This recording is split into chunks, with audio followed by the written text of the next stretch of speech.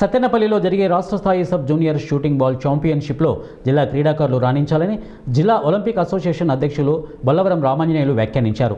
బుధవారం కర్నూలు నగరంలోని good shepherd English medium high school ప్లేగ్రౌండ్లో నిర్వహించిన జిల్లా స్థాయి షూటింగ్ బాల్ క్రీడాకారుల పోటీలు ఎంపిక కార్యక్రమంలో ఆయన ముఖ్య అతిథిగా పాల్గొని మాట్లాడారు. పోటీలో గెలవడం, ఓటమి చెందడం సహజమేనని అన్నారు. అయితే తమ క్రీడా నైపుణ్యతలను చూపించి పోటీలో పాల్గొనడమే ప్రధానమని ఆయన అన్నారు. Shooting ball క్రీడకు Andhra Pradesh sports authority గుర్తింపు లభించడం సంతోషమన్నారు. రెగ్యులర్గా విద్యార్థులు సాధన చేసే క్రీడాకారులకు గుర్తింపు తెచ్చుకోవాలని ఆయన పిలుపునిచ్చారు. ఈ సందర్భంగా ఏర్పాటు చేసిన కార్యక్రమంలో రాష్ట్ర షూటింగ్ బాల్ అసోసియేషన్ ప్రధాన కార్యదర్శి పరశురాముడు, జిల్లా సంఘం ప్రతినిధులు మధు, కాశీనాథ్, అమృత, కిరణ్, రమ్య తదితరులు పాల్గొన్నారు.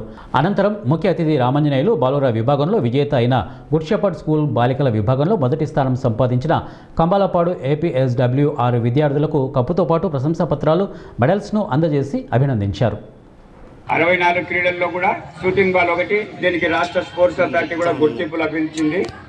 ఇటువంటి క్రీడలు దగ్గర 12 మంది బాయ్స్, 12 మంది గర్ల్స్ ఒక టీంలో ఉంటారు.